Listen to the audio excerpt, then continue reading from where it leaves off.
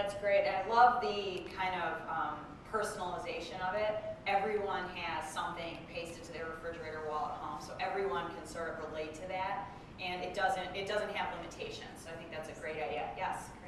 Top 5 and top 10 lists are like the big thing for blogs. So our most popular blog post last year actually was top 5 cleanest bathrooms on campus. That's a great one. Top 5 cleanest bathrooms on campus. They want to read that headline and know they're going to get something out of it. It's laid out sometimes, the chance to do it. That's great. Yeah, I think lists and tip sheets and things like that are really, really hot right now. Infographics are really hot right now. So that's a big part of our social media strategy is we look at ways to visually display information that people are interested in, and infographics are terrific for that. And you don't have to create the infographic. You can find one that you think is interesting somewhere else and link to it. But yeah, those are great ideas, ways to really, people know that if you're listing out the 5 cleanest bathrooms on site, on campus, on your blog post, it's going to be short, it's going to be sweet and to the point, but you're going to get some value out of that, and you know that just by the headline, and I think that's really important. You don't want to be too general, too vague with your headlines, because people won't, be as interested in clicking on it and spending the time that it takes to read through that list. But when you're concise and you tell them exactly what they can expect, people know that they're going to get value out of that. Anyone else have examples? Something they're doing that they think is pretty creative with blogging or Facebook? Okay, great. So, as mentioned, we're going to look at a couple of social media innovators and some things that we think that these guys are doing really well. Tufts University is a great example. They have plenty of different Twitter feeds like at Tufts University and at Tisch Library. Students that are interested in the school can join the Tufts Facebook group, and it's moderated by more than 24 students and also provides links to a variety of student and administrative blogs. I think that that's a really good strategy because you're segmenting audiences and you're driving people to content that is of actual value to them. It's not just general information.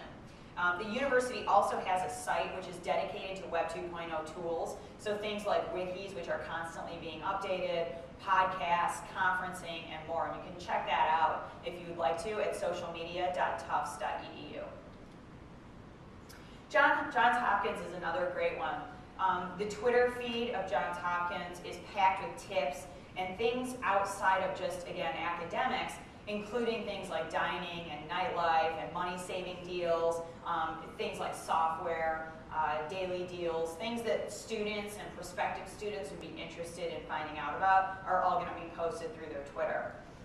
20 current students are officially blogging for the Hopkins Interactive Hub, which also presents student profiles, videos, and discussion forums. And so there's a lot of information that we found to be very helpful through what they're doing with social media. And I just wanted to share the Facebook page because I think that they do a really nice job with their Facebook fan page for prospective students. There's a lot of interaction, a lot of engagement, a lot of likes, a lot of photos being shared. And this is a great example of ways to continue to increase those engagement metrics. Yale's another one that does a great job with tweeting about its string of famous speakers. So they really try to involve their alumni in what they're doing with social media, and I think that's a great way to sort of elevate that social media experience and again, provide something of unique value that's very different than what you would expect on the website.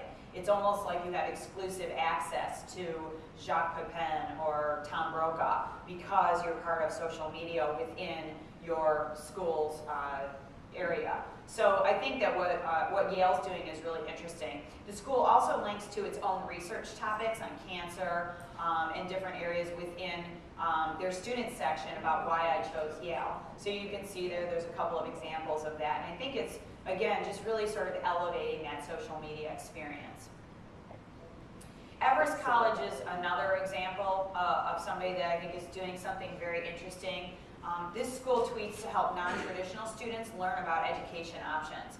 So this is a school that knows how to connect with each student, and they're doing a lot to increase that sort of customized experience. The online chat option on the website does allow their prospective students to connect with someone in real time and to get questions answered about their academic program. I think this is a really interesting opportunity for smaller colleges where the resources can be put toward connecting with students on a one-to-one level. So we talked a lot about the different platforms that are out there, and the question sort of always comes back to measurement, return on investment, how do I know if it's working? So we want to talk a little bit about how you can track the effectiveness of your social media, and I think it really has to go back to the very, very top, which is identifying your goals.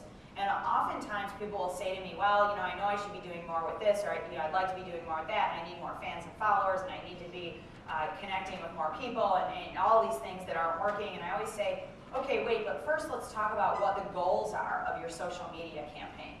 And oftentimes people start to get speechless and scratch their head and don't really know what I'm talking about. So I think it's important to look at that. Obviously, we can always say that admissions is a goal. And certainly, I think that is probably a goal at the end of the pipeline because we'd like more students to apply. But I think there are some other goals in the meantime that we can look at as well. Some of that can be, how do we connect with full-time students who are already, here and part of our programs? How do we connect with them and keep them engaged with social media? Providing really specific information about their programs, about their admissions, about their financial opportunities with financial aid and things like that. Also, alumni can be a huge proponent of your social media. And oftentimes we forget about alumni because we're so focused on prospective students. And I think it's important to keep in touch with graduates, keep them apprised of what's going on within your school so that they stay engaged. It's very easy for them to sort of lose contact. And I think it's really a great way through social media to kind of keep them involved, sharing news with them, fundraising opportunities, events that are going on, etc. And then, of course, recruiting students is important, but I think that can even be divided up into different bullet points. There are full-time students, there's continued education or adult education, and there are international students. And social media really allows you to connect with all of these different groups in different ways. So I think really the first step is identifying your goals and what you're really trying to accomplish with social media. Then when we get to the next step, we want to look at how we can measure the success of our social media. So understanding the metrics is the first part of this conversation. A conversion point is something where someone takes action. So that can be a host of different things. Of course, again, at the end of that pipeline, it may be that person actually signing up for a class or enrolling as a student. But there are a lot of different things that can happen prior to that, and a lot of different conversion points that it's important to track. So those are all things like signing up to come in for a face-to-face conference with someone in the admissions group, or to receive a tour of the campus, or to find out more information about a specific program. That can be submitting their email address to sign up for a newsletter. That can be adding their name to a mailing list. That can be them actually calling a specific phone number that's only being promoted through social media, which allows you to then track the efficiency of that phone number. Some benchmarks that we think are really important to look at. Of course, Facebook likes and Twitter followers are going to be important metrics, and we like to see those trending in the right direction, right? You don't want to see people dropping off and unliking you or stopping following your Twitter account. That would be a sign that things aren't going well. But beyond that, we also want to look at some of the efficiencies within our Twitter. I like to use a tool that allows me to understand how many people actually clicked on some of the links that I'm tweeting out. Are these links actually important enough that somebody's going to take the time to click on them and perhaps read that article? And if not, I'm spending a lot of time creating those updates on Twitter, which maybe should be put into a different area. So I like the idea of tracking how many people click on those links within your tweets. And I also like the idea of, hopefully we don't lose power here. Sorry about that. I also like the idea of tracking who's retweeting your content. And oftentimes you'll be really surprised and sort of excited about how many people are retweeting your information. So I think it's important to dig a little bit deeper and to find out who's retweeting your content.